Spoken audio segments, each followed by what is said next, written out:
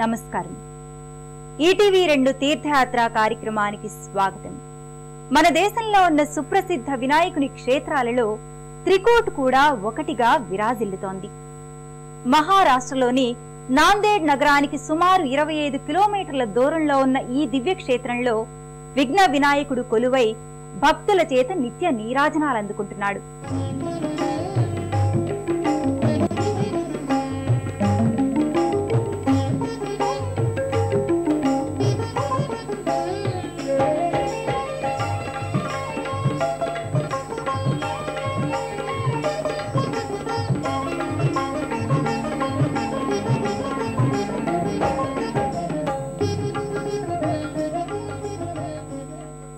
గోదావరి నదీ గర్భంలో మహిమాన్వితమైన వినాయక క్షేత్రంగా అలరారుతున్నది త్రికూట్లోని గణపతి ఆలయం.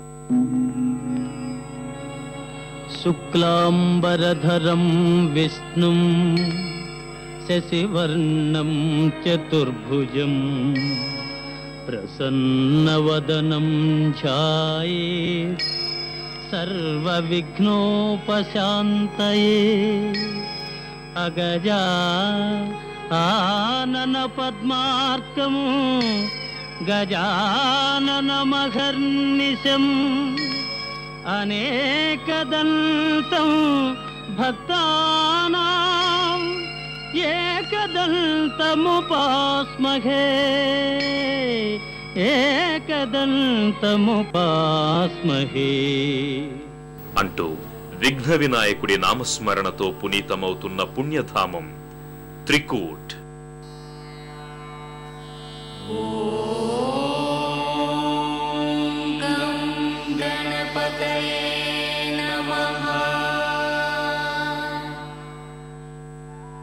అత్యంత పురాతనమైన ఈ దివ్యక్షేత్రంలో సాక్షాత్తు విఘ్న వినాయకుడు కొలువై భక్తుల చేత నిత్య నీరాజనాలందుకుంటున్నాడు.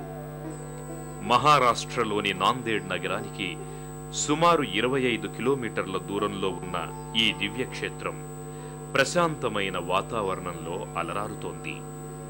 త్రికూట్ దివ్యక్షేత్రానికి చేరుకోవడానికి నాందేడ్ వరకు బస్సు లేదా రైల్లో ప్రయాణించి అక్కడి నుంచి కారులో ఈ దివ్యక్షేత్రాన్ని చేరుకోవచ్చు. త్రికూట్లో ఉన్న గణపతి ఆలయం సుమారు 800 సంవత్సరాల క్రితం నాటిదిగా చెబుతారు.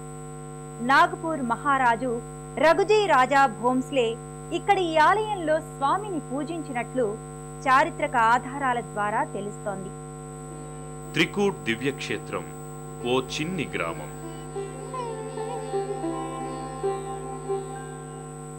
గోదావరి నదీ జలాల పాదస్పర్శతో పునీతమవుతున్న ఈ దివ్యధామంలోని త్రికూట గణపతి ఆలయం గోదావరి నదీ గర్భంలో దర్శనమిస్తుంది.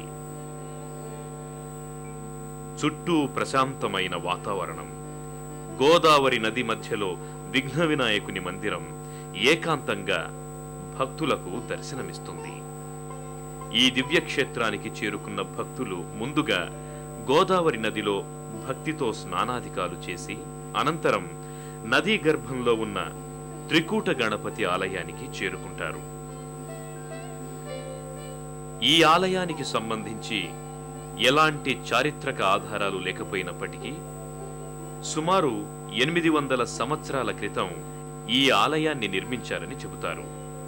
నాగపూర్ రాజు రఘుజీ రాజా భోంస్లే ఇక్కడ ఈ ఆలయంలో ఉన్న విఘ్న వినాయకుణ్ణి పూజించినట్లు తెలుస్తోంది. చర్మ వ్యాధులున్న రాజు ఇక్కడ స్వామిని పూజించి పరిపూర్ణ ఆరోగ్యవంతుడైనట్లు చెబుతారు.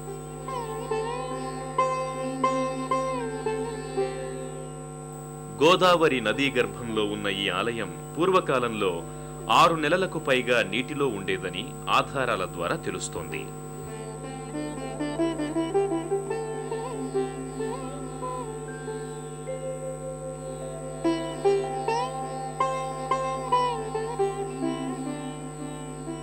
గోదావరి నదికి వరదలు వచ్చినప్పుడు ఈ ఆలయం పూర్తిగా నీటిలో మునిగిపోతుండడం వల్ల స్వామికి ధూపదీప నైవేద్యాలు సమర్పించడానికి నాందేడ్లోని మరో మందిరంలో స్వామిని ప్రతిష్ఠించారు.